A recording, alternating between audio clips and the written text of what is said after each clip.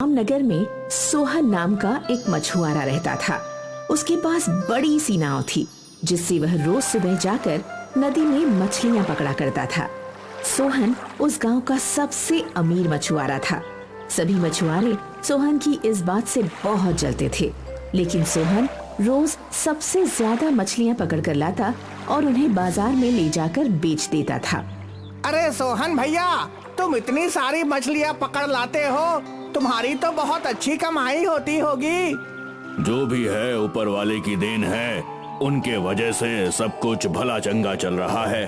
चलो इसी बात पर आज तुम्हारे तरफ से हम सभी को पार्टी। ऐसे ही सोहन का मछली का व्यापार ठीक ठाक चल रहा था। सोहन दिल का भला इंसान था, इसलिए उसके दोस्त हमेशा उससे पैसे ऐंठा करते थे। लेकिन इस बात से उसकी पत्नी विमला को बहुत जलन होती थी। क्या मिला आज तक किसी को भी समाज सेवा करके? और समाज सेवा करने की जरूरत ही क्या है? भगवान ने सबको हाथ पैर दिए हैं, खुद मेहनत करे और खुद खाए। तुम्हारी बात सही है भाग्यवान, लेकिन अब हमें किसी चीज की कोई जरूरत नहीं है, और यार दोस्त के साथ पार्टी करने में क्या बुराई है? ये सब दिखावा है, दिखावा। जरूरत के वक्त कोई साथ नहीं देता। एक दिन सोहन का पुराना मित्र रमेश सोहन से मिलने आता है। रमेश हमेशा से सोहन के पैसों पर नजर गड़ाए बैठा रहता था। क्या बात है, तुमने तो बहुत आलीशान घर बना लिया है, लेकिन क्या बताऊं, मेरा बिजनेस में बहुत नुकसान हो गया है। 2 वक्त की रोटी भी बड़ी मुश्किल से मिल रही है। ये तो बहुत ही बुरा हुआ। तुम्हें कुछ भी जरूरत हो तो मुझे बताना। लेकिन रमेश भाई साहब, आपके कपड़े और जूते देखकर तो ऐसा बिल्कुल नहीं लग रहा जैसे आपको खाने की कमी हो रही है। आपका पेट भी आपके शर्ट की बटन से बाहर झांक रहा है। ये सब तो पहले का है, हमारे पास नया खरीदने के लिए पैसे कहाँ हैं? सोहन रमेश को रोता देखकर उसे कुछ पैसे उधार दे देता है। रमेश वहाँ से खुशी खुशी पैसे लेकर चला जाता है, लेकिन विमला सोहन से गुस्सा हो जाती है। सोहन को हमेशा लगता था कि विमला उसे अच्छे काम करने से रोकती है, लेकिन ऐसा नहीं था। आज तो बड़ी सारी मछलियाँ हाथ लगी हैं, अच्छी कमाई होगी, इसे ले जाकर मार्केट में बेच देता हूँ। सोहन की मछलियाँ हाथों हाथ बिक जाती हैं। यह देखकर सोहन बहुत खुश होता है। जल्दी ही अपना सामान लेकर वापस घर चला जाता है। क्या हुआ, आज बहुत जल्दी घर आ गए? ज्यादा मछली हाथ नहीं लगी क्या? क्या बताऊं भाग्यवान, आज तो बहुत अच्छी बिक्री हुई। सारी मछलियाँ हाथों हाथ बिक गईं। थोड़ी देर बाद सोहन के घर के बाहर लोगों की भीड़ जमा हो जाती है और सभी सोहन मुर्दाबाद चिल्ला रहे थे। सोहन और विमला को समझ में नहीं आता है कि ये हो क्या रहा है। ये लोग ऐसे क्यों चिल्ला रहे हैं? पता नहीं, चलो बाहर चलकर देखते हैं। सोहन और विमला बाहर जाते हैं। वहाँ लोग काफी आक्रोशित थे। क्या हुआ भाई लोग, आप लोग इतने गुस्से में यहाँ पर क्यों चिल्ला रहे हैं? तुम्हारी मछलियाँ खाकर यहाँ सब लोगों के परिवार वाले बीमार हो गए हैं और कुछ लोग तो अस्पताल में भर्ती हैं। ऐसा कैसे हो सकता है? मैं तो हमेशा की तरह नदी से ताजा मछलियाँ पकड़ कर लाया था। वो सब हम नहीं जानते हैं। तुमको इन सब का पैसा वापस करना पड़ेगा, और तो और सबकी बीमारी का खर्चा उठाना पड़ेगा और मुआवजा भी देना पड़ेगा। सोहन को समझ में ही नहीं आ रहा था कि ये कैसे हो सकता है, लेकिन सोहन बहुत नेक दिल इंसान था, इसलिए वो सभी का पैसा वापस कर देता है और उनके बीमार रिश्तेदार को देखने अस्पताल भी जाता है।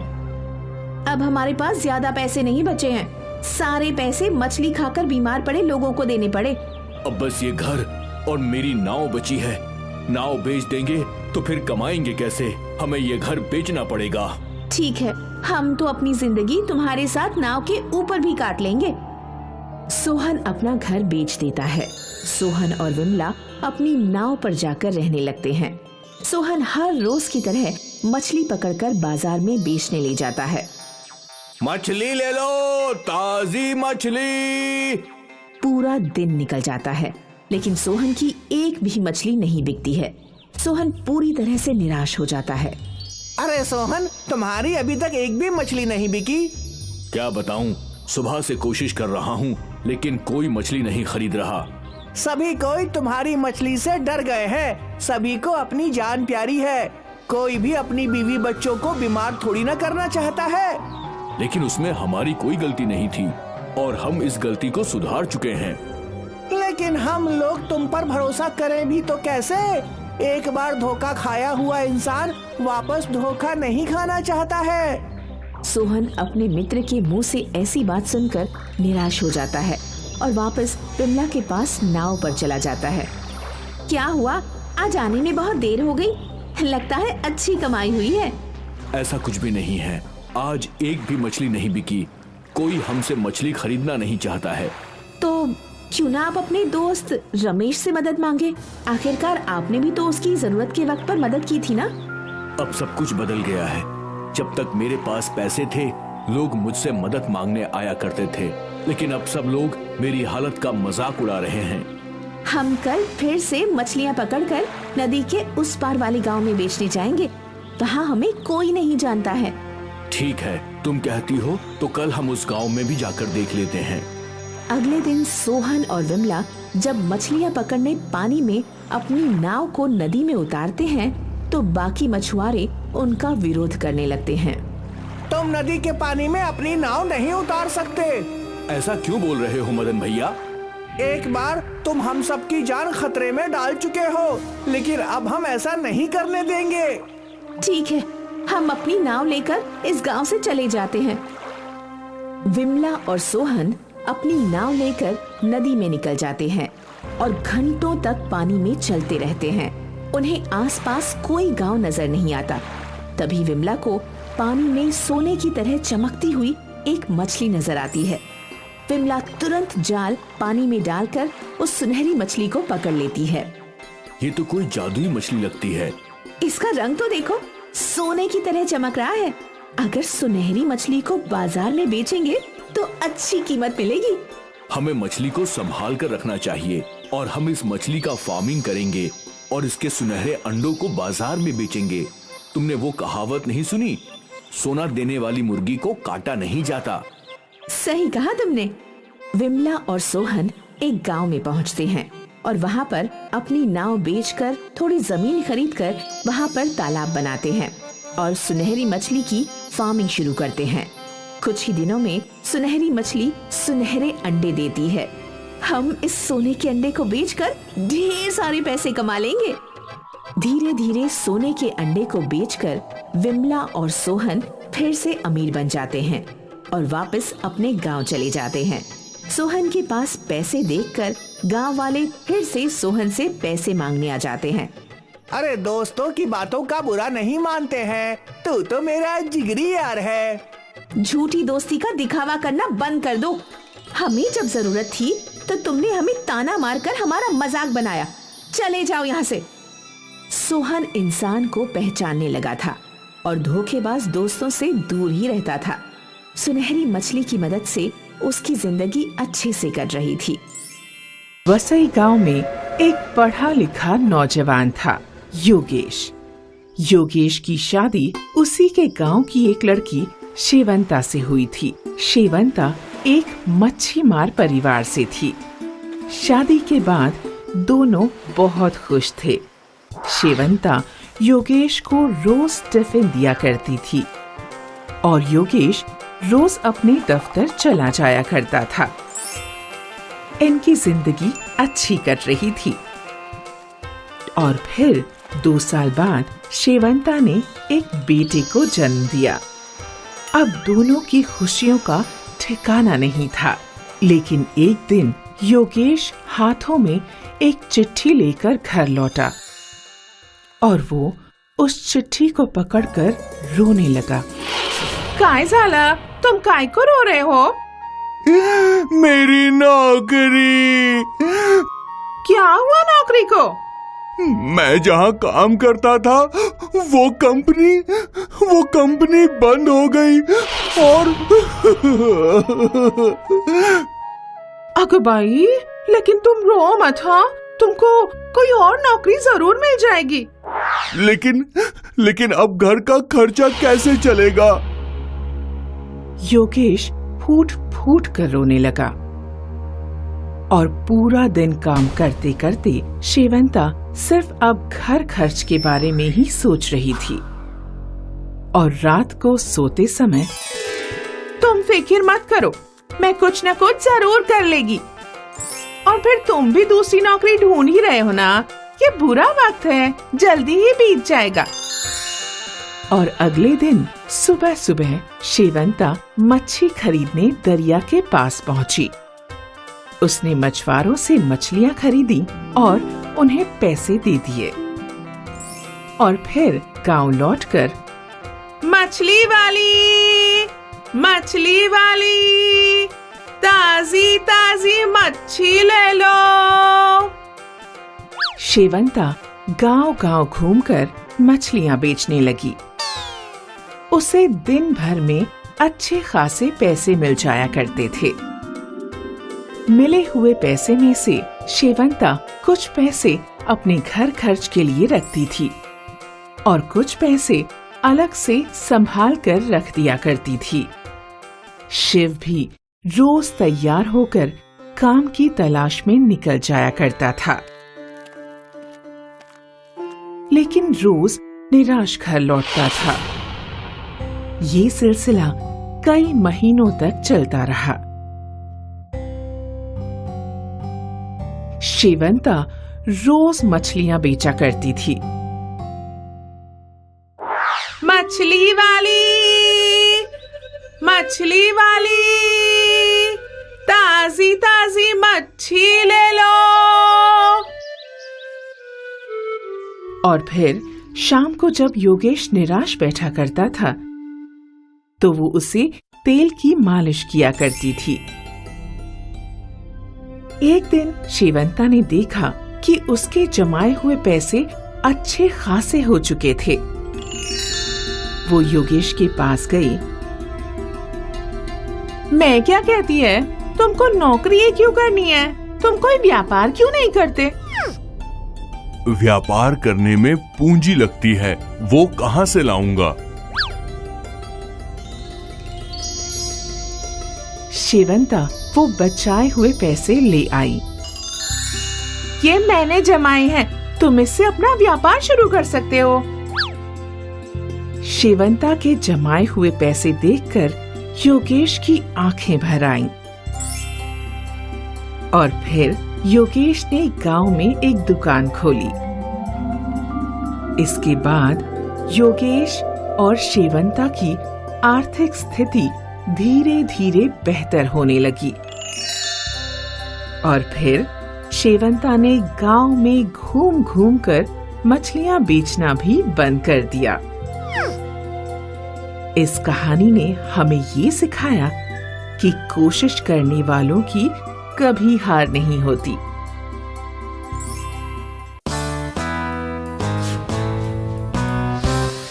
मिताली, ये देखो, दूध की मलाई को ऐसे अच्छे से पकाकर उससे शुद्ध देसी घी बनाया जाता है। ठीक है दादी माँ। अचार बनाने के लिए ये बहुत जरूरी है कि हम आम को बहुत अच्छे से सुखाएं। क्यों दादी माँ? क्योंकि अगर आम में थोड़ी भी नमी रह गई तो मसाले मिलाने के बाद स्वाद अच्छा नहीं होता। ठीक है दादी माँ, मैं समझ गई। इसी तरह मिताली अपनी दादी माँ से कई चीजें बनाना सीखा करती थी। मिताली को खाना बनाना बहुत पसंद था। समय बीतता गया और अब मिताली एक बहुत खूबसूरत युवती बन चुकी थी। दादी माँ ने मिताली की शादी एक बहुत ही होनहार युवक महेश से कर दी। मिताली और महेश एक साथ बहुत खुश थे। 1 साल बाद मिताली और महेश को 2 जुड़वा बच्चे हुए, जिनका नाम उन्होंने आलोक और आदित्य रखा। दोनों की अच्छी कट रही थी। महेश अपनी जिम्मेदारियां बहुत अच्छे से निभा रहा था। कुछ समय बाद मिताली की दादी माँ नहीं रही। उसने रो रो कर अपना बुरा हाल कर लिया था। अब इस दुनिया में मिताली के अपने सिर्फ 3 लोग थे, महेश और उसके 2 बच्चे।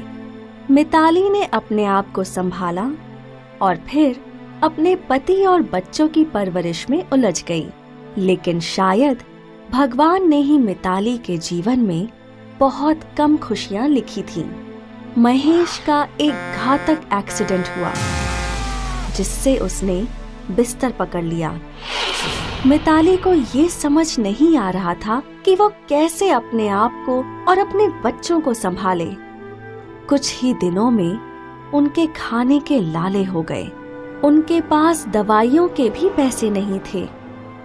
और फिर एक दिन महेश ने भी अपना देह त्याग दिया।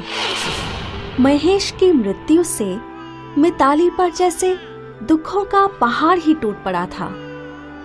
महेश घर का अकेला कमाने वाला था, जिसके जाने से घर की आर्थिक स्थिति बहुत ज्यादा बिगड़ गई थी। मिताली ने कभी भी काम नहीं किया था, लेकिन अब उसके पास कोई रास्ता नहीं था। अगर अब मैं नहीं कमाऊंगी तो मेरे दोनों बच्चे भूख से मर जाएंगे। मुझे कमाना ही होगा, लेकिन मैं कैसे कमाऊंगी? मुझे तो कोई काम भी नहीं आता, ना ही मैं पढ़ी लिखी हूँ। मिताली इसी सोच में डूबी थी। उसे समझ नहीं आ रहा था कि वो क्या करे। अचानक उसकी नजर घर में पड़े मर्तबान पे पड़ी। आचार, हाँ, मैं आचार बना के बेच सकती हूँ।